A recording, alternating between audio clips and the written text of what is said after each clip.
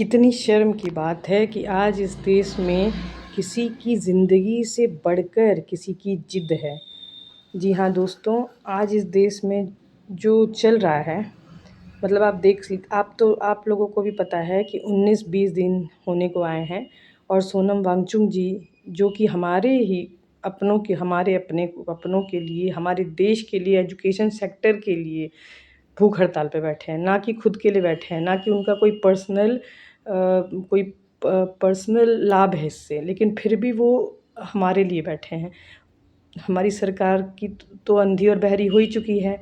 जनता तो एटलीस्ट जाग जाएँ।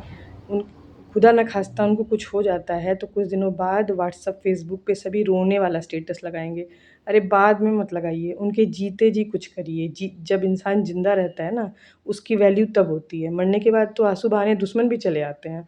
अब सोचिए वो इंसान जो कि नीट की एग्ज़ाम लीक होने के बाद जो चीज़ें हुईं, 18-21 बच्चों ने सुसाइड कर लिया। इतने सारे कैंडिडेट जो दिन-रात मेहनत कर रहे थे, उनकी मेहनत की धज्जियाँ उड़ गईं। मैं समझ सकती हूँ ये बात कि जब एक कैंडिडेट दिन-रात मेहनत करता है, पेपर लीक हो जाता है, तो उस पे क्या बीतती है। क्योंकि मैं खुद एक टीचिंग एग्ज़ामिनेशन की एस्पिरेंट हूँ। मैं खुद उसकी प्रिपरेशन करती हूँ, मैं पढ़ाती भी हूँ। I am a housewife also. So I feel that it's very very very ridiculous कि ऐसी चीज़ें हमारे देश में हो रही हैं।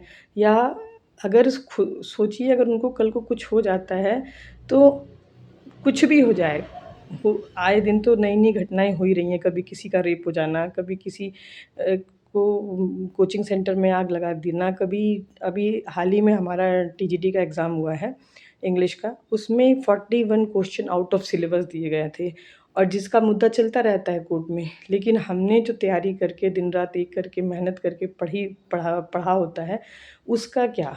उसको फर्स्ट टाइम ऐसा देश का कोई व्यक्ति जिसने पहले भी हमारे सोल्जर्स के लिए इतना कुछ किया, एजुकेशन के लिए इतना कुछ किया और जो कि सम्मानित भी हो चुके हैं पुरस्कारों से, आज फिर और खुद एक उनकी जीवनी पे एक मूवी भी बन चुकी है, थ्री इडियट भी बन चुकी है। आज वो सज्जन पुरुष, मतलब उनको सैल्यूट करने का मेरा दिल करता है, सबको करना चाहिए कि उन बच्चों के लिए जो बच्चे सुसाइड कर लिए, उनके माता-पिता आगे बढ़ के नहीं आए। यहाँ तक कि जिन बच्चों के माता-पिता उनको इतने दिनों से नीट की प्रिपरेशन करा रहे थे, लाखों रुपया दे रहे थे, साथ में उनके जग रहे थे, कोचिंग के फ़ीस बड़े-बड़े दे रहे थे, वो पेरेंट्स भी बढ़ के आगे नहीं आए। बस किसी के जाने के बाद कैंडल मार्च करने मत आना। उनके जीते जी ट्वीट करिए, जितना हो सके ज़्यादा से ज़्यादा ट्वीट करिए और जो वहाँ जा सकते हैं, आस-पास के एरिया में हैं, वो ज़्यादा से ज़्यादा जाएँ। अरे भाई! हमारे भारत की कितनी जनसंख्या है, मतलब बिलियन, मिलियन हम लोग हैं और अगर हम चाहें तो क्या कुछ नहीं कर सकते। सरकार को अंधा-बहरा बनने दीजिए, मोदी जी को देश में घूम-घूम के अपना सिम्पैथी और अपना इमेज अच्छा करने दीजिए। हम बहुत कुछ कर सकते हैं। अगर इतनी यूनिटी मिल जाए, जो कि हमारी इंडिया की पॉपुलेशन इतनी ज़्यादा है, वो सारी यूनिटी मिल जाए, तो कुछ भी पॉसिबल है।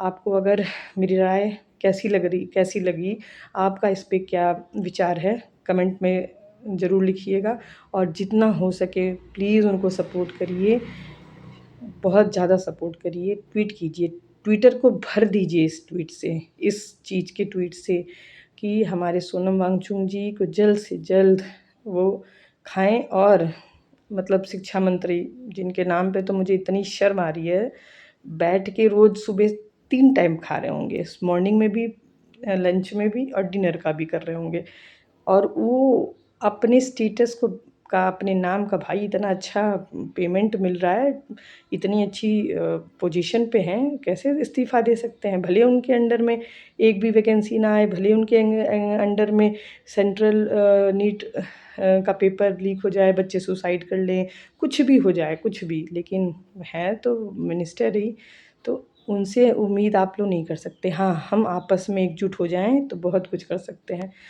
सो यूनिटी बना के रखिए, अपना ध्यान रखिए, बच्चों का ध्यान रखिए। राधे-राधे।